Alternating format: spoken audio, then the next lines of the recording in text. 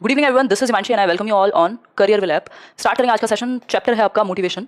Basically motivation की एक practice sheet है, एक प्रैक्टिस सेशन है जिसमें हम कुछ क्वेश्चंस सॉल्व करेंगे। ये शीट आपको मिल गई होगी, नोट सेक्शन में जाकर के आप डाउनलोड कर लीजिए और इसको फिर सॉल्व कीजिएगा। ठीक, डिस्कशन करेंगे कुछ क्वेश्चंस का। एक छोटा सा टॉपिक है, किसी भी दिन खत्म कर लेंगे। जो कॉग्निशन और इमोशन वाला टॉपिक था कल इसी से संबंधित, जिस भी दिन थोड़ा एक्स्ट्रा टाइम बचा उस दिन उसको कवर कर लेंगे। ठीक है बात, तो टेंशन मत लीजिएगा उस बात के लिए। मोटिवेशन की हम बात करेंगे, यानी अभी प्रेरणा की हमने बात की है और अब कुछ क्वेश्चंस हम सॉल्व करेंगे इससे रिलेटेड। ठीक है बात, waiting for our motivation Himanshu Singh. बहुत बढ़िया जी नाहिदा। चलिए स्टार्ट करते हैं आज का सेशन। एक बार ज्वाइन कर लीजिए, फिर हम बात करेंगे आगे। ठीक है, हाँ गुड इवनिंग भाई। तबियत बेहतर है अभी, काफ़ी बेहतर है। गुड इवनिंग महजबीन, सभी को गुड इवनिंग भाई। आ जाओ पहले। प्रणाम जी, मैं बेहतर फील कर रही हूँ। आ जाइए, आ जाइए फटाफट से। चलिए बहुत बढ़िया, ग्रेट। सही है। चलो आ जाओ एक बार और पहला क्वेश्चन पढ़ो। टॉपिक है मोटिवेशन, इसकी प्रैक्टिस शीट है, कुछ क्वेश्चन हम करेंगे और देखेंगे। हाँ सब अच्छा है, होपफुली आपके आसपास भी सब ठीक होगा। ठीक, ये क्वेश्चन पढ़िए, फर्स्ट क्वेश्चन। ये आपको शीट मिल भी चुकी है, डाउनलोड कर लीजिएगा। ठीक, तो एक बार देखिए इसको और फिर जवाब दीजिए। पहले पढ़िए क्वेश्चन, फिर आंसर कीजिए। ठीक,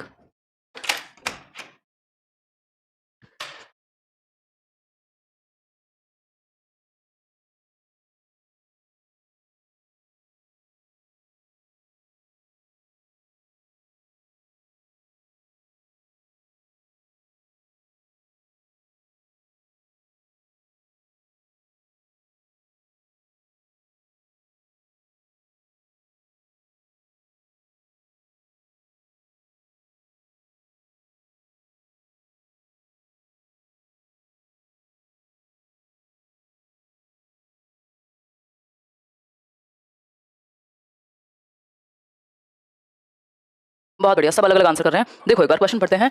अ teacher wants to ensure that her students are motivated intrinsically, she would. मतलब एक टीचर है जो ये चाहती है कि जो बच्चे हैं उनके, जो बच्चे मतलब स्टूडेंट्स हैं, जो विद्यार्थी हैं उनके, वो क्या रहे, मोटिवेटेड रहे। वो भी कैसे, इंट्रिंसिकली। दो प्रकार की मोटिवेशन हमने पढ़ी है, एक है इंटरनल जिसको हम पॉजिटिव कह रहे हैं, दूसरा है नेगेटिव या एक्सटर्नल जिसमें बाहरी कारणों की वजह से आप मोटिवेटेड हैं, आपको सैलरी मिलेगी, रिवॉर्ड मिलेगा, इसलिए आप मोटिवेटेड हैं। जबकि इंटरनल मोटिवेशन यानी आंतरिक अभिप्रेरणा में रीजन अंतर है, लोकस ऑफ कंट्रोल अंदर है, या मैं कहूं कि सेंटर ऑफ मोटिवेशन अंदर है। क्लियर, मतलब आपकी जो एक्टिविटी है वो अपने आप में रिवॉर्ड है। तो इंट्रिंसिकली मोटिवेटेड रखने के लिए आपको क्या करना चाहिए?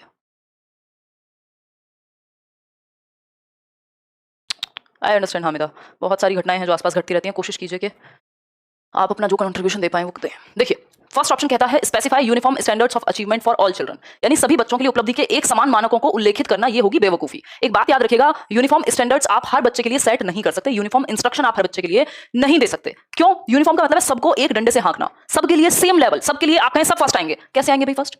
ठीक, सब स्पोर्ट्स में इंटरेस्ट रखेंगे नहीं, सबको एक मेथड से पढ़ाओगे नहीं। क्यों? क्योंकि सब में इंडिविजुअल डिफरेंसेस हैं, व्यक्तिगत विभिन्नताएं हैं, तो ये भी पॉसिबल नहीं है। Focus on the processes of learning of individual children rather than on the final outcome, यानी अंतिम परिणाम पर ध्यान देने के बजाय आप व्यक्तिगत रूप से बच्चों की अधिगम की प्रक्रियाओं पर ध्यान देना चाहेंगे। मतलब इंडिविजुअली, जो मान लीजिए 30 बच्चे हैं तो आप 30 के 30 पे फोकस है। ऐसा नहीं है कि सिर्फ आपका जो ध्यान है वो किस पे है, फाइनल आउटकम पे है, कि रिजल्ट नंबर कितने आए। फोकस इस बात पे है कि किसने कैसा सीखा, किसको कहां दिक्कत आ रही है और उसको वहां हेल्प की जाए, ठीक, उसको वहां रेमेडी दी जाए। तो ये बात हमें कुछ कुछ ठीक लग रही है। फिर भी देखते हैं third option, offer tangible rewards, tangible rewards जिनको छुआ जा सके। तो इससे इंटरनल नहीं एक्सटर्नल मोटिवेशन आती है। क्या आती है? एक्सटर्नल मोटिवेशन बढ़ती है इस चीज से। ठीक, फिर है plan learning activities which encourage convergent thinking. देखो कन्वर्जेंट थिंकिंग की अगर मैं बात करूं तो कन्वर्जेंट थिंकिंग इंटेलिजेंस के लिए है। जब आप चारों दिशाओं में बच्चे को सोचने के लिए कहेंगे वो होगा divergent thinking, open ended approach, इसलिए ये गलत हो जाएगा। ठीक है बात? ठीक, अभी ओरिएंटेशन और अप्रोच पे भी बात कर लेंगे, क्वेश्चंस हैं उस तरह के भी। तो यहाँ डाइवर्जेंट मतलब दिशाओं में सोचना, कन्वर्जेंट है सिकुड़ता हुआ। जैसे ये जो क्वेश्चन है इसमें कन्वर्जेंट थिंकिंग लगेगी, तो इसमें कुछ नया नहीं लग रहा, बस आपको जो आता है उसमें से एक चूज करेंगे। फिर है क्वेश्चन नंबर 2 आपका, Rajesh is a voracious reader, apart from studying his course books he often goes to library and reads books on diverse topics. Rajesh does his project even in the lunch break. He does not need prompting by his teachers or parents to study for tests and seems to truly enjoy learning. He can be best described as A or N. मतलब कि option उसमें B ही था, कोई कह रहा answer नहीं बताया। Option इसमें बी है, बेस्ट जो बात है वो सिंपल बी ही है कि focus on the processes of learning of individual children, बच्चे की सीखने की प्रक्रिया पे फोकस करना है, हर एक बच्चे की, बजाय के रिजल्ट क्या आएगा इस चीज के। अगर आप ये देखेंगे कि वो सीख कैसे रहा है, कितना सीखा है, कहाँ कमी है, तो वो अपने आप मोटिवेटेड रहेगा, अंदर से मोटिवेटेड रहेगा, सीखने के लिए मोटिवेटेड रहेगा, ना कि नंबर लाने के लिए। ठीक है बात, नंबर अपने आप आ जाएंगे। ठीक, वही बात है, एक्सीलेंस के पीछे भागो तो जो कामयाबी है वो झक मार के पीछे आएगी, 3 इडियट का डायलॉग है। ठीक बात, नेक्स्ट है क्वेश्चन नंबर 2। देखिए राजेश एक वोरेशियस यानी लोलुप पाठक है जो बहुत पढ़ना पसंद करता है। सिर्फ कोर्स बुक्स ही नहीं, जो कोर्स में किताबें हैं सिर्फ उतना ही नहीं, उसको अलग अलग टॉपिक पे किताबें पढ़ना, आर्टिकल पढ़ना पसंद है। और उसको जरूरत नहीं पड़ती कि माँ बाप आके कहें कि पढ़ लो बेटा, या टीचर कहें कि नहीं तुमने पढ़ाई क्यों नहीं की, वो खुद ही पढ़ता रहता है अपनी मर्जी से। ठीक, तो इस केस में आप इस बच्चे को कैसे डिस्क्राइब करेंगे कि किस तरह से मोटिवेटेड है? टीचर ने मोटिवेट किया है, आकलन की वजह से मोटिवेटेड है, इंट्रिंसिकली यानी आंतरिक रूप से अभिप्रेरित है, या फैक्ट सेंटर्ड यानी तथ्य फैक्ट्स इकट्ठा करने के लिए पढ़ता है। ना तो हमने पूरे, देखो यही है पूरा सब कुछ जो है, इसी में आपको पता लग जाएगा क्या कहानी चल रही है। टीचर तो मोटिवेट किए बिना टीचर के और पेरेंट के पढ़ता है, तो ये तो अपने आप हट गया। असेसमेंट की बात नहीं हो रही कि वो टेस्ट के लिए पढ़ता है। आंतरिक रूप से प्रेरित है, ये हो सकता है क्योंकि वो बिना किसी के कहे अंदर है, उसका मोटिवेशन का जो रीजन है वो उसके स्वयं के अंदर है, उसका इंटरेस्ट हो सकता है, उसका क्यूरियोसिटी हो सकती है। ठीक, फिर है फैक्ट सेंटर्ड लर्निंग, तथ्य के लिए पढ़ता है, सिर्फ फैक्ट इकट्ठा करने के लिए पढ़ता है, ऐसा भी इसमें कहीं नहीं लिखा। क्लियर है बात? आगे बढ़ेंगे। नेक्स्ट है question number 3, for an intrinsically motivated student, यानी आंतरिक रूप से अभिप्रेरित विद्यार्थी। भाई एक बच्चा जो क्या है, इंट्रिंसिकली मोटिवेटेड है, आंतरिक रूप से अभिप्रेरित है, जिसका जो मोटिवेशन का कारण है उसके स्वयं के अंदर है, इंटरनल मोटिवेशन है, जिसको हम पॉजिटिव कह देते हैं। ठीक, बहुत बढ़िया Rajneesh. Rewards, first option rewards are not at all required, ऐसे बच्चे के लिए रिवॉर्ड्स की बिल्कुल जरूरत नहीं है। या फिर external rewards are not enough to keep him or her motivated, जो बाह्य पुरस्कार हैं वो उसकी अभिप्रेरणा को बनाए रखने के लिए पर्याप्त नहीं है। The level of motivation is lower than an extrinsically motivated student, या फिर there is no need of formal education. बताइए, फटाफट से आंसर कीजिए, तभी जाकर के हम बढ़ पाएंगे आगे। क्या कहते हो, समझे बात को कि नहीं? समझ रहे हो या नहीं समझ रहे हो? बताओ एक बार, जल्दी बताओ। टाइमर लगाएं आपके लिए, बिना टाइमर के ही सीख लो अभी के लिए, फिर लगाएंगे टाइमर। ठीक, देखिए कोई कह रहा है ए ऑप्शन, कोई कह रहा है बी ऑप्शन, सब अपने अपने तरह के क्वेश्चंस के जवाब दे रहे हैं। सबने आंसर दे दिया अपने अपने तरीके से। हम्म देखो, the level of motivation is lower than an extrinsically motivated student, ये कहना गलत है, क्योंकि जो इंट्रिंसिकली मोटिवेटेड है उसका मोटिवेशन का लेवल बेहतर होगा किससे? एक्सट्रिंसिक से। There is no need of formal education, ऐसा नहीं है कि इसको स्कूल में पढ़ाने की जरूरत नहीं है, खुद ही सीख लेगा बिना कुछ पढ़ाए, टीचर की जरूरत नहीं है, इतना ज्यादा इंटरनली मोटिवेटेड है, ऐसा भी नहीं है। फिर तो गुरुओं की आवश्यकता होती ही नहीं लोगों को। ठीक, फिर है नेक्स्ट है, नहीं ये दोनों तो हो ही नहीं सकते ना, पॉसिबिलिटी नहीं है, तो नेगेटिव हो गए। ए या बी में से ही कोई एक है, चूज कर लीजिए। लगाएंगे शिवांगी, अगली बार लगाएंगे टाइमर। ठीक, अगर हम बात करें तो rewards are not at all required, यानी पुरस्कार की बिल्कुल भी आवश्यकता नहीं है, कह सकते हैं हम इस बात को, कोई दिक्कत नहीं होगी अगर हम ये बात कहते हैं तो। External rewards are not enough to keep him or her motivated, यानी काफी नहीं है एक्सटर्नल अवार्ड उसको मोटिवेटेड रखने के लिए। बात बी भी सही है, बट बी उस लेवल तक सही नहीं है, ये मैंने कभी ना कभी डिस्कस किया होगा, क्योंकि ये ज्यादातर बुक्स में आपको यही मिलेगा।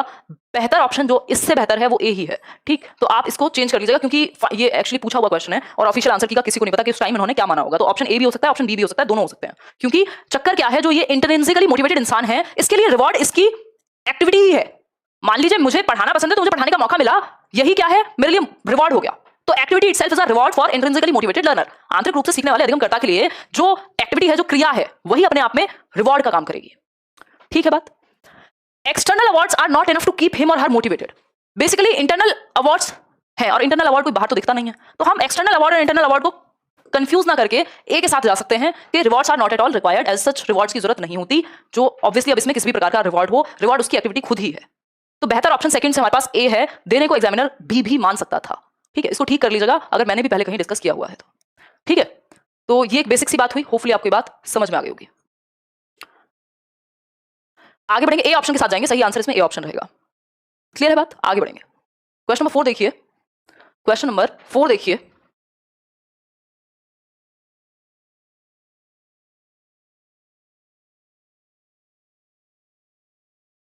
कोई कह रहा है ऑफिशियल आंसर ए है, देखो बेहतर आंसर ए है, बाकी ऑफिशियल का इसका एग्जैक्ट नहीं पता, क्योंकि पुराना पेपर है कोई। देखिए, फिर भी कभी अगर कुछ निकल के आएगा तो मैं इस पर डिस्कशन कर लूंगी। ए के साथ हम जाएंगे, सिंपल है वो। देखिए, अगर मैं बात करूं विच of the following is not a characteristic feature of intrinsically motivated children, यानी आंतरिक रूप से अभिप्रेरित बच्चे का कौन सा एक लक्षण नहीं है, कौन सा एक लक्षण नहीं है आंतरिक रूप से अभिप्रेरित बच्चे का। ठीक, इंट्रिंसिकली मोटिवेटेड आंतरिक रूप से अभिप्रेरित बच्चे का लक्षण कौन सा नहीं है। 4 ऑप्शन आपके सामने एज यूजुअल। हाँ, यही बताया था पहले भी। हाँ, तो मैं वही कह रही हूँ, अगर इनकेस किसी पुराने वीडियो में हो तब भी उसको आप करेक्ट कर सकते हैं। आंसर कीजिए।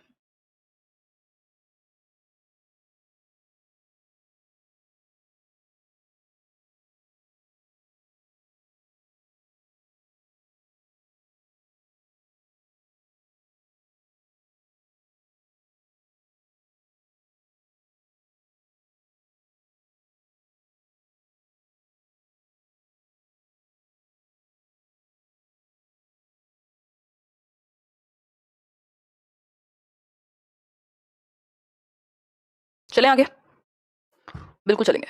कोई कह रहा है कभी भी मेरे कमेंट्स का रिप्लाई नहीं करते, देखो पॉसिबल नहीं है ना सबके कमेंट्स का रिप्लाई करना।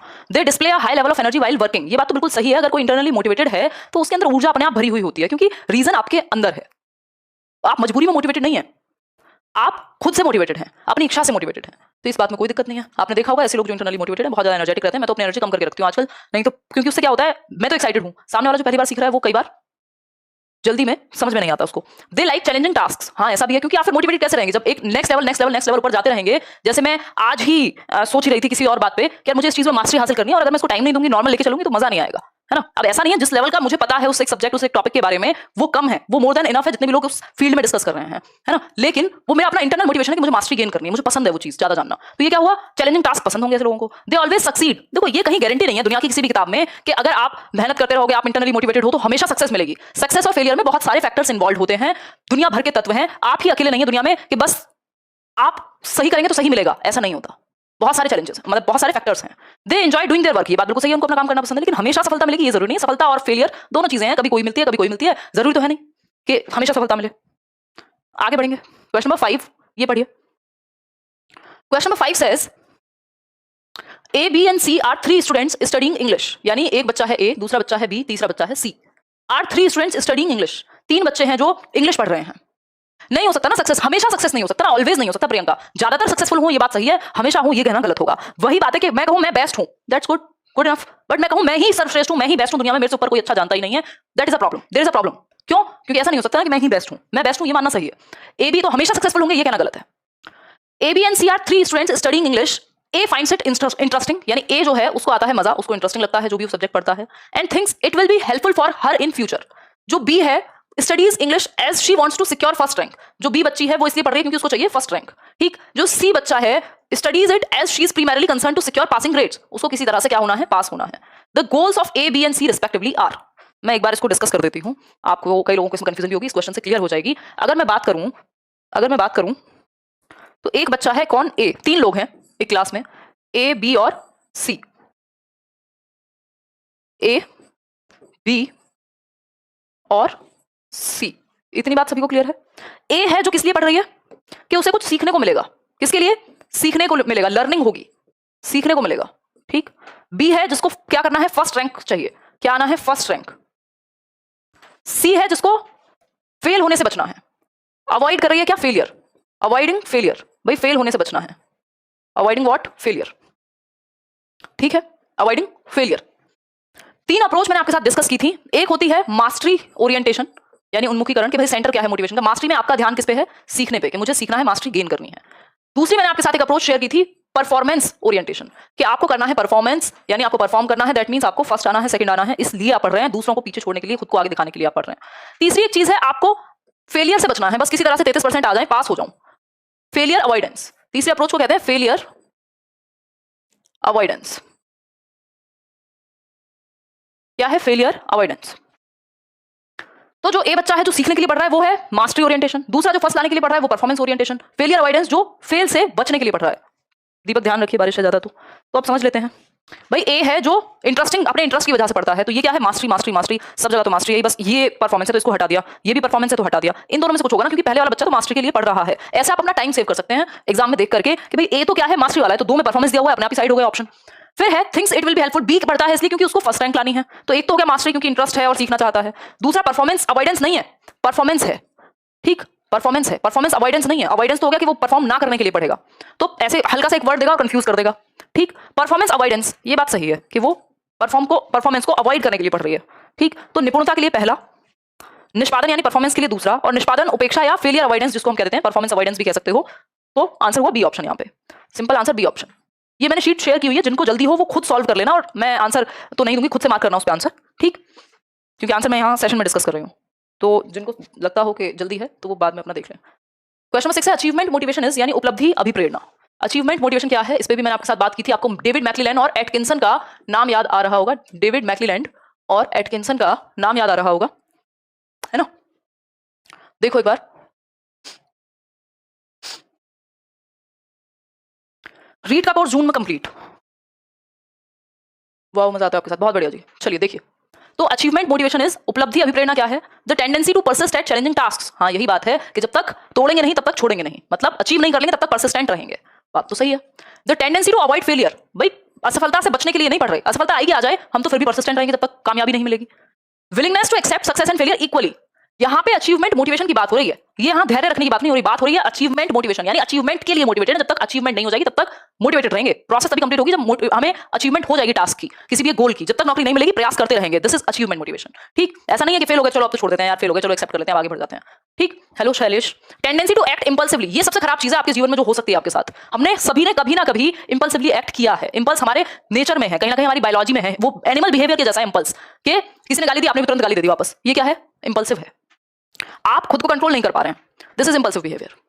ठीक, तो टेंडेंसी टू एक्ट इंपल्सिवली बिल्कुल भी अचीवमेंट मोटिवेशन का उदाहरण नहीं है, तो ए ऑप्शन ही यहां सही होगा। चुनौतीपूर्ण कार्य करने में डटे रहने की प्रवृत्ति को उपलब्धि अभिप्रेरणा कहते हैं। कोमल सिंह ठीक है, आगे बढ़े। हाँ बिल्कुल करेगा अंशिका। नेक्स्ट है आपका 7th, कब है आपका Anshika entrance exam? Which one of the following optimizes motivation to learn, यानी इनमें से कौन सा जो है वो मोटिवेशन टू लर्न यानी सीखने की अभिप्रेरणा को और बेहतर बनाएगा, ऑप्टिमाइज करेगा बेहतर ढंग से। देखिए एक बार, बहुत बढ़िया अलका। एक्सट्रिंसिक फैक्टर यानी बाहरी कारक, मोटिवेशन टू अवॉइड फेलियर यानी असफलता से बचने के लिए अभिप्रेरणा, tendency to choose very easy और डिफिकल्ट गोल्स, आपकी टेंडेंसी आपकी प्रवृत्ति बहुत ही आसान या बहुत ही मुश्किल टास्क को चूज करने की। या फिर अगर मैं कहूं तो नेक्स्ट चीज है personal satisfaction in meeting targets, यानी आपका पर्सनल व्यक्तिगत संतुष्टि क्या होती है जब आप किसी टारगेट को कंप्लीट करते हैं। जब आपने सोचा था कि एक हफ्ते में मुझे पेडागोजी के 3 टॉपिक कंप्लीट करने हैं विद प्रैक्टिस, और जब आप संडे को देखते हैं कि आपने कर लिया, तो वो जो सेटिस्फैक्शन है ना, वही है जो बेस्ट तरीके से मोटिवेशन को ऑप्टिमाइज कर सकता है, आपकी मोटिवेशन को बरकरार रख सकता है कि आपने जो टारगेट सेट किया वो आपने अचीव कर लिया। आपने अगर सोचा था कि आज 3 घंटे पढ़ना है तो आपने वो पढ़ लिया, this is what keeps you motivated, है ना। तो हम कह सकते हैं personal satisfaction in meeting targets. Clear है बात? सबसे बेहतर तरीके से जो अधिकतम रूप से अभिप्रेरित कर सकता है that is what, personal satisfaction in meeting targets. Paper तो देखो मुझे नहीं लगता अभी जुलाई अगस्त से पहले कुछ होने वाला है, जुलाई से पहले तो एटलीस्ट नहीं होगा, बट DSSB स्पेशली और भी एग्जाम्स तो अभी जो अनाउंस्ड हैं, देखो जुलाई से पहले तो मुझे नहीं लगता। जुलाई में अगर चीजें बहुत अच्छी हो गई तो, नहीं तो अगस्त तक जाएंगी चीजें, बट इन बोर्ड्स का कोई भरोसा तो होता नहीं है, जब चाहे निकाल दे नोटिफिकेशन। ठीक, देखिए लर्नर्स हु डिमॉन्स्ट्रेट, टॉलमैन तो ये कहते हैं ना जब जरूरत पड़ेगी तब मोटिवेशन, मतलब जब मोटिवेटेड होगा या जब नीड होगी तब वो दिखाएगा कि सीखा है, वो एक अलग कॉन्सेप्ट हो गया। ठीक, देखिए learners who demonstrate an earnest desire for increased knowledge and academic competence are said to have a, यानी वे शिक्षार्थी जो समृद्ध ज्ञान और शैक्षणिक दक्षता की हार्दिक इच्छा प्रदर्शित करते हैं, उनके पास होता है क्या? मतलब learners who demonstrate an earnest desire, उनके अंदर एक डिजायर है, एक इच्छा है अपनी नॉलेज को बढ़ाने की और एकेडमिक कॉम्पिटेंस को अचीव करने की। ठीक है, शैक्षणिक दक्षता कि फर्स्ट भी आना है, नॉलेज भी बढ़ानी है। क्या है ये, कौन सा ओरिएंटेशन है? मास्टरी ओरिएंटेशन है, परफॉर्मेंस अप्रोच ओरिएंटेशन है, परफॉर्मेंस अवॉइडेंस है या वर्क अवॉइडेंस है? देखो अवॉइडेंस तो ये है ही नहीं, क्योंकि यहाँ बचा नहीं जा रहा किसी भी चीज से, अवॉइड तो कर ही नहीं रहे ना आप किसी भी चीज को, किसी भी चीज को आप अवॉइड नहीं कर रहे। ठीक है, या तो ऑप्शन ए है या तो ऑप्शन बी है।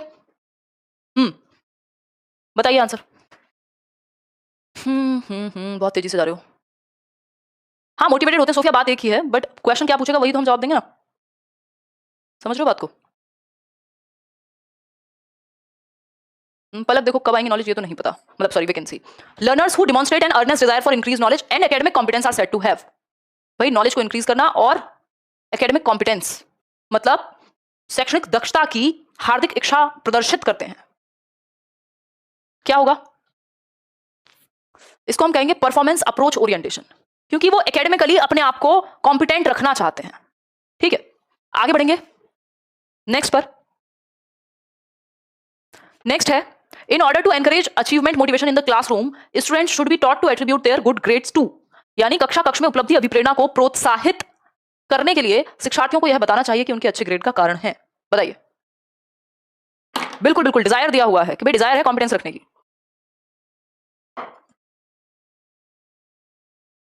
भाई आप बात हो रही है कक्ष में उपलब्धि अभिप्रेरणा को प्रोत्साहित करने के लिए शिक्षार्थियों को यह बताना चाहिए कि उनके अच्छे ग्रेड का कारण क्या है। यानी यदि बच्चा अच्छे नंबर लाया है तो उसका रीजन आप किसको, उसका श्रेय किसको देंगे? बच्चों को देंगे भाई, है ना, बच्चों को देंगे। Their own hard work, their own high level of intelligence, the easy nature of most academic tasks, या फिर there teachers generous grading standards. देखो आप ना श्रेय खुद नहीं लेते, आप एक अच्छा लीडर भी कहा जाता है कौन होगा? जो मेहनत सबसे ज्यादा करे, सफलता का श्रेय बाकी लोगों को दे, टीम को दे, और अगर फेलियर आए तो खुद जिम्मेदारी ले कि मेरी वजह से हुआ होगा। तो बच्चों का हार्डवर्क जिससे वो और मोटिवेटेड फील करेंगे, उनको लगेगा मैं कुछ कर सकता हूं, उनकी सेल्फ एस्टीम, उनका सेल्फ रिस्पेक्ट, उनका खुद में विश्वास बेहतर होगा अगर आप कहेंगे कि हाँ तुमने अच्छी मेहनत की और अगली बार और अच्छी कर सकते हो। आगे बढ़ेंगे क्वेश्चन नंबर 10 पर। Mastery orientation can be encouraged by, यानी डैश के द्वारा निपुणता अभिविन्यास को प्रोत्साहित किया जा सकता है। मास्टरी ओरिएंटेशन आपको पता है मास्टर बनना है, कोई गोल नहीं है, कोई डिजायर नहीं है, बस एक ही डिजायर है कि कंप्लीटली आपको उस चीज में पारंगत होना है, इसलिए आप सीख रहे हैं क्योंकि आपको इंटरेस्ट है, आपको सब कुछ आए। ठीक, टेकिंग अनएक्सपेक्टेड टेस्ट, यानी अनअपेक्षित परीक्षा लेकर कभी भी टेस्ट ले लो, बच्चों के इंडिविजुअल एफर्ट पे ध्यान दे करके, comparing student success with each other, यानी जो शिक्षार्थी हैं उनकी सफलता की परस्पर तुलना करते रहेंगे, या assigning lot of practice material age home assignments. बताइए क्या कहना पसंद करेंगे, फटाफट से बताइए। देखो असाइनमेंट से नहीं, यहाँ बात किसकी हो रही है, यहाँ बात हो रही है आपके कैसे एनकरेज करें मास्टरी ओरिएंटेशन को। तो प्रैक्टिस से नहीं होगा, सक्सेस फेलियर से नहीं होगा, टेकिंग अनएक्सपेक्टेड टेस्ट से नहीं होगा, किससे होगा, इंडिविजुअल एफर्ट। भाई जो वो सीख रहा है उस चीज को आप बढ़ावा दो कि हाँ वेरी गुड, उसके जो प्रयास है उनको आप बढ़ावा दो, तभी तो वो मास्टरी तक पहुंचना चाहेगा, तभी तो वो एक्स्ट्रा सीखना चाहेगा, बिना मार्क्स की चिंता किए, बिना क्लास की पोजीशन की चिंता किए। ठीक है, आगे बढ़ेंगे। क्वेश्चन 11 है motivation in the process of learning, यानी जो मोटिवेशन है सीखने की प्रक्रिया में कैसे काम करती है। सीखने की प्रक्रिया में मोटिवेशन जो है वो कैसे काम करती है। 9th को लेकर किसी को कंफ्यूजन अभी डिस्कस कर लेंगे। देखिए, sharpens the memory of learners, differentiates new learning from old learning, makes learners think unidirectionally, या creates interest for learning among young learners. बताइए एक बार, बताइए फटाफट से, जल्दी से दीजिए जवाब, तभी हम जाकर के बढ़ेंगे आगे। एक मिनट रुको। ओहो, अभी डिस्कस कर देंगे 9th। और बताओ, और किसी में डाउट हो तो वो भी बता दो। 4th यानी creates interest for learning among young learners. हाँ बात तो ठीक लग रही है भाई। शार्पन्स द मेमोरी, नहीं हमने ये बात पढ़ी भी थी। वैसे तो जो लर्नर है वो यूनिडायरेक्शनली, यानी उसका फोकस एक जगह फिक्स भी हो सकता है, बट जरूरत आपको अलग अलग दिशाओं में सोचने की भी पड़ेगी। तो इट्स बेटर कि जिस चीज की जरूरत पड़े उसमें इंटरेस्ट आपका क्रिएट हो जाए। तो creates interest for learning among young learners, आपका अपने आप इंटरेस्ट आ जाएगा यदि आप मोटिवेटेड हैं। इंटरेस्ट क्रिएट करने में मोटिवेशन हेल्प करती है। ठीक है, which term is often used interchangeably with the term motivation, यानी कौन सा टर्म जो है वो मोटिवेशन की जगह पर इंटरचेंजेबली यूज किया जा सकता है। इंसेंटिव, इमोशन, या फिर नीड, या फिर इंस्पिरेशन। बताइए, ये तो हम डिस्कस भी कर चुके हैं, अगर आपको याद हो तो फटाफट से आंसर कीजिए।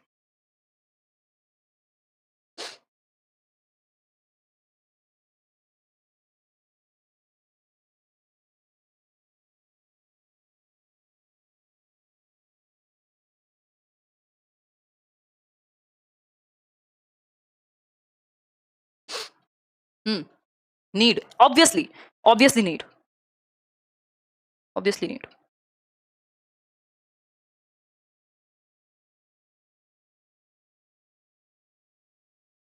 चलिए, ऑब्वियसली नीड। क्यों? क्योंकि आपको मोटिवेशन की साइकिल भी याद होगी। नीड से शुरू होती है, आवश्यकता ही आविष्कार की जननी है। ड्राइव, अराउजल, फिर एनडीए के बाद गार यानी गोल directed behaviour, achievement of the goal and reduction of arousal. ये 6 स्टेप्स हैं, 3-3 करके याद कर लो। एनडीए, गार, सिंपल। आगे बढ़ेंगे नेक्स्ट क्वेश्चन पे।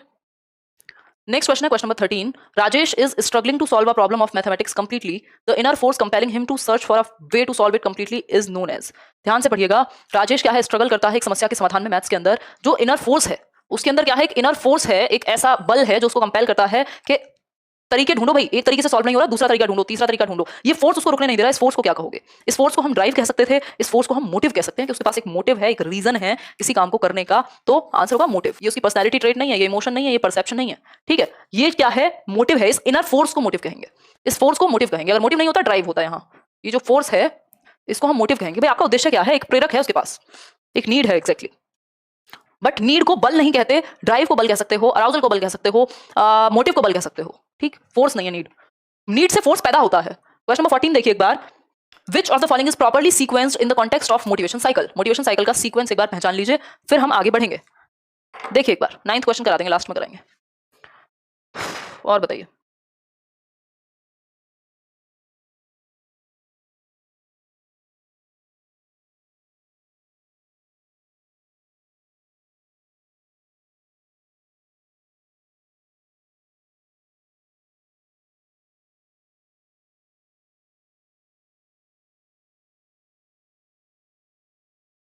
चलिए 14th का डी, यानी सिंपल है, एनडीए, गार, नीड, ड्राइव, अराउजल, फिर गोल डायरेक्टेड बिहेवियर, गोल की दिशा में व्यवहार करना, फिर उसके बाद आपका अचीवमेंट होगी और देन रिडक्शन हो जाएगा। Need, drive, arousal, goal directed behaviour, achievement, reduction of arousal. यहाँ नीड है, फिर डायरेक्ट गोल डायरेक्टेड बिहेवियर नहीं आता, उसके बीच में ड्राइव भी आएगी, अराउजल भी आएगा, तो ये तो हट जाएगा। ड्राइव तो होता ही नहीं है और अराउजल भी नहीं होता, तो आसानी से आंसर हो गया 4th ऑप्शन, यानी कि डी ऑप्शन यहाँ सही है। ये बताओ, क्लियर है बात? आगे बढ़ेंगे नेक्स्ट क्वेश्चन पे। Question number 15। Dash motives deal with the need to reach satisfying feeling states and to obtain personal goals, यानी किस तरह के मोटिव्स जो हैं, किस तरह के प्रेरक या प्रेरणाएं जो हैं वो डील करती हैं किसी एक जगह तक पहुंचने और सेटिस्फाइड फील करने के, अपने पर्सनल गोल्स को अचीव करने में। प्रिजर्वेशन ओरिएंटेड या प्रिजर्वेशन कहेंगे इसको, प्रिजर्वेशन नहीं प्रिजर्वेशन कहेंगे इसको। ठीक है, क्या कहेंगे, प्रिजर्वेशन। गलती है इसमें, टाइपिंग में गलती पे ध्यान जाता है। इफेक्टिव, अफेक्टिव या सेफ्टी ओरिएंटेड। इफेक्टिव होता है प्रभावी, अफेक्टिव होता है प्रभावित करने वाला, ये पॉजिटिव है, इसको आप इमोशनल सेंस में कह सकते हो अफेक्टिव को। ठीक, रिकॉर्डेड नहीं होती क्लास, हद करते हो, पढ़ाई पे ध्यान नहीं है, फालतू बातों पे ध्यान है। सेफ्टी ओरिएंटेड नहीं, क्या कहोगे, सब अपनी मर्जी से आंसर कर रहे हैं, ये भी नहीं होगा, ये भी नहीं होगा। और बताओ भाई, बात हो रही है डैश मोटिव्स, किस तरह के मोटिव डील करते हैं with the need to reach satisfying feeling states and to obtain personal goals. यानी आप कहां पहुंच जाएं, एक ऐसे स्टेट तक पहुंचे जहां आप अपने लक्ष्य को प्राप्त करके क्या करें, अपने आप को सेटिस्फाइड फील कर पाए। ये किस में होगा, किस स्थिति में ऐसा होगा, ये होगा परजर्वेशन ओरिएंटेशन के अंदर, कि आप जब तक तोड़ेंगे नहीं तब तक छोड़ेंगे नहीं, आप परजर्वेरेंस रखेंगे, आप मेहनत बना करके रखेंगे जब तक किसी चीज को अचीव ना कर लें। ठीक है, इफेक्टिव जैसा यहाँ कुछ नहीं होता, सी होगा इसका आंसर। इफेक्टिव कौन कहेगा क्या इफेक्टिव है क्या नहीं। The achievement motivation of children में बी स्ट्रेंथन्ड बाय, यानी जो अचीवमेंट मोटिवेशन है, बच्चों की उपलब्धि अभिप्रेरणा को डैश दृढ़ किया जा सकता है, किसके द्वारा, अचीवमेंट मोटिवेशन को हम कैसे बेहतर कर सकते हैं। अचीवमेंट मोटिवेशन वही है जो डेविड मैक्लीलैंड और एटकिंसन जिसकी बात कर रहे हैं, पा वाली जो थ्योरी हमने डिस्कस की थी, need for power, need for achievement, need for affiliation. Perseverance का मतलब होता है कि लगे रहना किसी एक चीज पे जब तक आप उसको अचीव ना कर लें, है ना। हाँ, जैसे परजर्वेरेंस यूपीएससी टॉपर खूब यूज करते हैं, बिल्कुल कह सकते हैं। देखिए एक बार क्वेश्चन देखिए, the achievement motivation of children may be strengthened by telling them moral stories, praising them regardless of their performance, assigning them responsibility to handle, या फिर telling them that it is only the scores that matter in getting decent job। scores की बात कोई भी teacher नहीं करता। assigning them responsibility to handle, ये बेहतर हो सकता है। praising them regardless of their performance, ये नहीं है, जब तक अचीव नहीं करेंगे तो क्यों मोटिवेट करोगे या क्यों प्रेज करोगे। moral stories से भी नहीं होगा। achievement motivation का मतलब ये है कि वो कुछ अचीव करें, इस चीज के लिए आप उन्हें क्या करें, मोटिवेटेड रखें। ठीक, मतलब उन्हें जिम्मेदारी दीजिए जिससे कि उनके अंदर मोटिवेशन आएगी। जब वो उस जिम्मेदारी को संभालना सीखेंगे तो उनके अंदर अचीवमेंट मोटिवेशन आएगी। जब वो उस जिम्मेदारी को अचीव कर लेंगे तो उनके अंदर क्या होगा, अचीवमेंट मोटिवेशन जनरेट होगी कि भाई मैं अचीव कर सकता हूं चीजों को। फिर वो अलग अलग टास्क को मोटिवेशन, अचीवमेंट मोटिवेशन की तरह यूज करेंगे। आगे बढ़ेंगे क्वेश्चन नंबर 17 पर। The government of India has started midday meal scheme for the elementary schools. Which of the following theories of motivation supports this scheme? बहुत प्यारा सा क्वेश्चन। भारत सरकार ने प्राथमिक विद्यालयों के लिए माध्याह्न भोजन, या फिर हम कह सकते हैं लंच, या फिर हम ये कह सकते हैं कि खाने का प्रबंध किया है स्कूल में कि बच्चे भूखे आते हैं तो उनको खाना मिले। मिड डे मील स्कीम शुरू की थी 1990s में, 1995 में टू बी प्रिसाइज।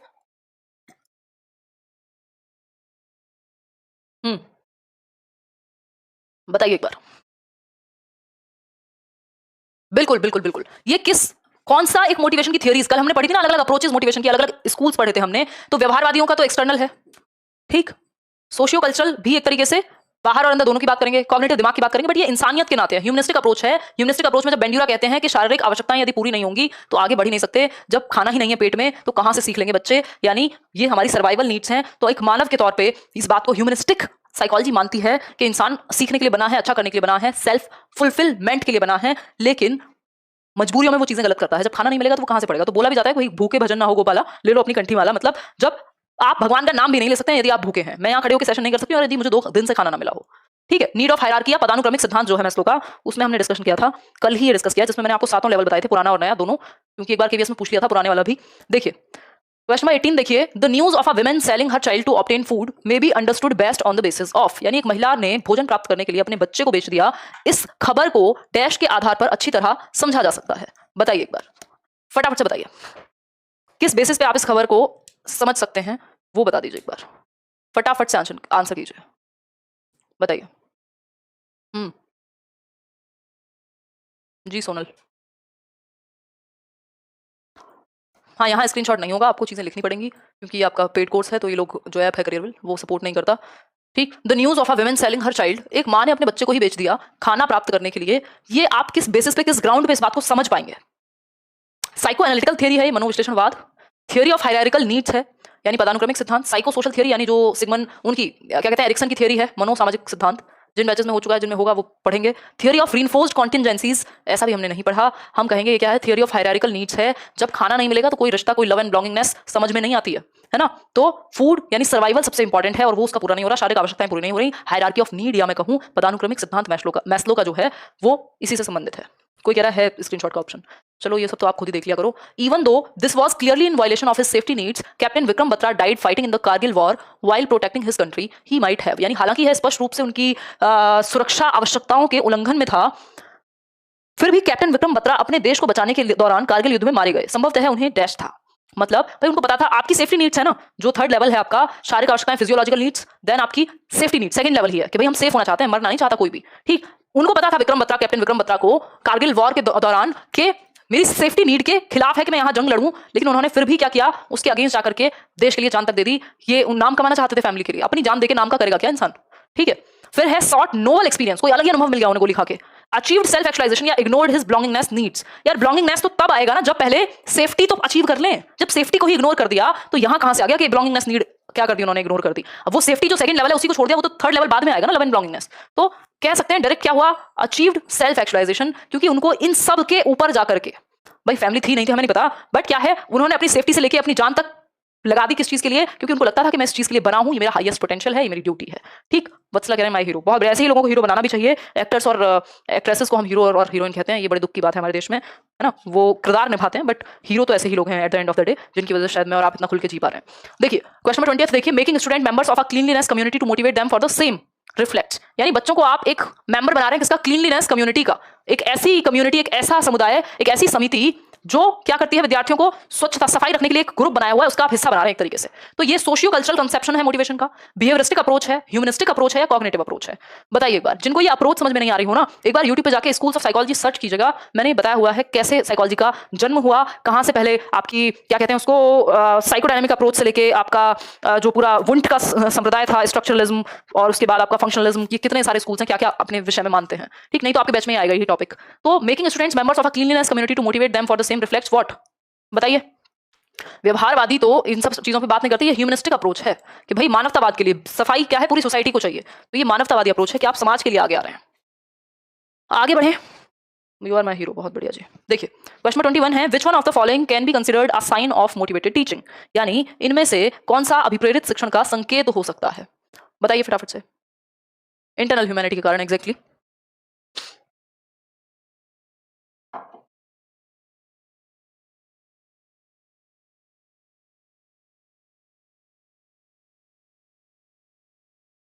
देखो मोटिवेटेड टीचिंग यानी जो टीचिंग है वो प्रेरित है, यानी शिक्षण जो है वो मोटिवेशन के साथ हुआ है। ठीक, मैक्सिमम अटेंडेंस, डर के मारे भी आप बच्चों को बुला सकते हो डंडे के बेसिस पे कि पेपर नहीं देने देंगे यदि अटेंडेंस ज्यादा नहीं हुई। तो अटेंडेंस तो जरूरी नहीं है, आप मोटिवेटेड टीचर हैं इसलिए अटेंडेंस पूरी है ना। रीजन हो सकता है बट जरूरी नहीं है। Remedial work given by the teacher, जो शिक्षक द्वारा दिया गया उपचारात्मक कार्य है वो पॉसिबिलिटी है और नहीं भी है। रीजन क्या है? रीजन है कि ये तो आपका प्रोसेस है। अगर आप एक टीचर हैं, अगर आप एक टीचर हैं, हाँ 75% का हमेशा रहता है अटेंडेंस इशू। अगर आप एक टीचर हैं तो आपके लिए तो ये प्रोसेस हुई कि भाई आप टीचिंग करेंगे, उसके बाद फिर आप क्या करेंगे, वो जो हम कहते थे ना, किसको कहते हैं, वो पुनरावृत्ति, रेपिटेशन जिसको कहते हैं, और उसके बाद रेमेडियल टीचिंग देंगे कि जहां कमी रह गई होगी उसको ठीक करेंगे। तो ये तो प्रोसेस हुई, जरूरी तो नहीं है कि आप मोटिवेटेड हैं तभी रेमेडी देंगे। ठीक, फिर क्वेश्चनिंग बाय स्टूडेंट्स, बच्चे यदि क्वेश्चन पूछ रहे हैं आपसे तो हम कह सकते हैं कि आपकी क्लास मोटिवेशन वाली थी, बच्चे उतना खुल करके फील करते हैं आपकी क्लास में कि वो खुल के क्वेश्चन पूछ पाए। ठीक, पिन ड्रॉप साइलेंस, ये भी डर की वजह से हो सकता है। दो ही ऑप्शन सही थे, या तो रेमेडियल वर्क या फिर क्वेश्चनिंग बाय स्टूडेंट्स। तो रेमेडियल वर्क नॉर्मल केस में पॉसिबल है, ये प्रोसेस है। ठीक है ना, ये एक प्रोसेस है। भाई टीचिंग के बाद हम क्या करेंगे, जो हमारा लेसन प्लान बनता है कि पुनरावृत्ति रिवीजन कराएंगे, फिर उसके बाद अगर जरूरत पड़ी बच्चे को कहीं पे प्रॉब्लम है तो रेमेडियल टीचिंग देंगे। रेमेडियल टीचिंग होता क्या है, बेसिकली जहां कमी रह गई, जहां दिक्कत आ रही है बच्चे को, उसको आप सॉल्व करें। ठीक, तो बेहतर ऑप्शन हमारे पास क्वेश्चनिंग बाय स्टूडेंट्स है। ठीक, कुछ लोग इसको भी मानते हैं बट बेहतर ऑप्शन सी ही है। रीजन मैंने आपको डिस्कस किया। अब बढ़ेंगे आगे क्वेश्चन नंबर 22 पे। The children in a class can be considered to be motivated. अब बच्चों को आप कब मोटिवेटेड कहेंगे क्लासरूम में? भाई बच्चा कब मोटिवेटेड है? टीचिंग मोटिवेटेड है, उसमें भी क्या है, बच्चों को मौका मिले जहां से चहल पहल की आवाज आ रही हो, कंस्ट्रक्टिविज्म यही कहता है। ठीक, प्रतीक बताइए। They maintain discipline in the class, all are regular in attendance, they ask question seeking clarification from the teacher, या they come to school neatly dressed in uniform. ये भी डर की वजह से संभव है, ये भी डर की वजह से संभव है, ये भी डर की वजह से संभव है। क्लास वो अच्छी है, टीचर वो अच्छा है जहां थोड़ा बहुत शोर शराबा हो, जहां थोड़ा क्वेश्चनिंग हो, जहां बच्चे खुल करके पूछ पाएं, डिस्कशन कर पाएं आपस में, टीचर से क्या कर पाएं, क्लैरिफिकेशन वाले क्वेश्चंस कर पाएं, स्पष्टीकरण प्राप्त करने के लिए। देखो यहाँ डाउट है, बता दीजिए मैम एक बार, ये कैसे हुआ, ऐसा भी तो हो सकता है, मेरे दिमाग में तो ये चल रहा है। इस तरह की बातें हो सकती हैं कि बच्चा मोटिवेटेड है तभी क्वेश्चन पूछेगा। Mohit likes to teach children and is preparing hard for the entrance examination for B Ed, he is motivated. यानी मोहित एक बच्चा है जो बच्चों को पढ़ाना पसंद करता है, बच्चा नहीं है, टीचर बनने वाला होगा शायद। ठीक, likes to teach children and is preparing hard for the entrance examination. जो एंट्रेंस एग्जामिनेशन है किसका? बीएड का। आप में से कई लोग कर रहे होंगे, अभी भी बैच ज्वाइन किया हुआ है हम लोगों ने। बीएड का एंट्रेंस एग्जामिनेशन को क्रैक करना चाहते हैं और उसको बच्चों को पढ़ाना अच्छा लगता है, इसलिए बीएड के एंट्रेंस को क्रैक करना चाहता है, क्योंकि बच्चों को पढ़ाना अच्छा लगता है। ठीक है, तो इंट्रिंसिकली मोटिवेटेड है, एक्सट्रिंसिकली मोटिवेटेड है, एक्टिवली या इंटेलेक्चुअली। दो ही तरीके हैं, एक तो है इंट्रिंसिक, दूसरा है एक्सट्रिंसिक। दो ही प्रकार की मोटिवेशन है। क्योंकि उसे बच्चों को पढ़ाना पसंद है इसलिए बीएड की तैयारी कर रहा है, तो इंटरनल है। देखो बीएड की तैयारी कोई आपको प्रोसेस के थ्रू तो जाना पड़ेगा जब आपको टीचर बनना है तो। ठीक, तो ऐसा तो है नहीं कि आप इंट्रिंसिकली मोटिवेटेड हैं तो आपको कहेंगे नहीं आप ऐसे ही सरकारी नौकरी ले लो। ठीक है, तो क्योंकि लिखा हुआ है कि उसको बच्चों को पढ़ाना पसंद है इसलिए बीएड की तैयारी कर रहा है, ऐसा नहीं लिखा कि उसको टीचर बनना है इसलिए वो बीएड की तैयारी कर रहा है, या बीएड की तैयारी करनी है उसको क्योंकि उसको नौकरी चाहिए। उस केस में एक्सटर्नल हो जाता है। ठीक है, बहुत बढ़िया दीक्षा। तो ये एक्सटेंसिक नहीं होकर के इंट्रिंसिक हो गया, क्योंकि क्वेश्चन पूछा जैसे उसी तरह से हम जवाब देंगे। इसका नेक्स्ट क्वेश्चन है जो बिल्कुल ऑपोजिट है। A student works hard to clear an entrance test for admission into a medical college. The student is said to be motivated. भाई वो किसके लिए काम कर रहा है, मेहनत कर रहा है किसके लिए, उसको एक मेडिकल कॉलेज में एडमिशन चाहिए डॉक्टर बनने के लिए, ये नहीं लिखा कि डॉक्टर बनने में इंटरेस्ट है कि नहीं है, डॉक्टर बनना चाहता है कि नहीं है, पता नहीं, बट वो एंट्रेंस के लिए भरपूर मेहनत कर रहा है। तो ये एक्सट्रिंसिकली मोटिवेटेड है, इंट्रिंसिकली मोटिवेटेड है, क्या कहानी है बताइए भाई? ये है एक्सट्रिंसिकली मोटिवेटेड। क्यों? क्योंकि ये नहीं लिखा कि उसको डॉक्टर बनना चाहता है इसलिए तैयारी कर रहा है, बस सिंपल ये लिखा है क्योंकि एंट्रेंस क्रैक करना है इसलिए वो तैयारी में लगा हुआ है। तो इंट्रिंसिक ना होकर एक्सट्रिंसिक है, जब तक लिखा नहीं होगा कि वो चाहता है इसलिए कर रहा है तब कोई पॉइंट नहीं है। क्वेश्चन नंबर 25 देखिए, what should a teacher tell her students to encourage them to do tasks with intrinsic motivation? यानी कि एक टीचर क्या कहे बच्चों को जिससे वो आंतरिक रूप से अभिप्रेरित महसूस करें, बताइए। दी आप हमें कभी रिइंफोर्स नहीं करते, गीतिका कह रहे हैं, गीतिका कर दिया आपको रिइंफोर्स। यार देखो सबका नाम ले पाना तो पॉसिबल नहीं है, फिर भी मेरी कोशिश तो रहती ही है। देखिए एक बार 4 ऑप्शन है, पढ़िए इनको।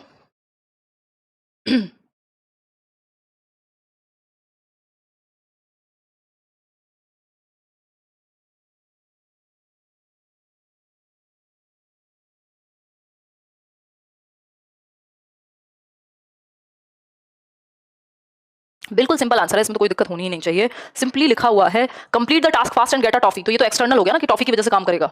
फिर है try to do it you will learn. हाँ, यहाँ पे कुछ बाहरी है ही नहीं भाई, तुम्हें सीखने को मिलेगा, इंटरनल सेटिस्फेक्शन मिलेगा। ठीक है, इंटरनल हो गया, आपकी एक्टिविटी में ही रिवॉर्ड है। Come on finish it before she does, इसमें भी आप कम्पीट करा रहे हैं बाहर की दुनिया में।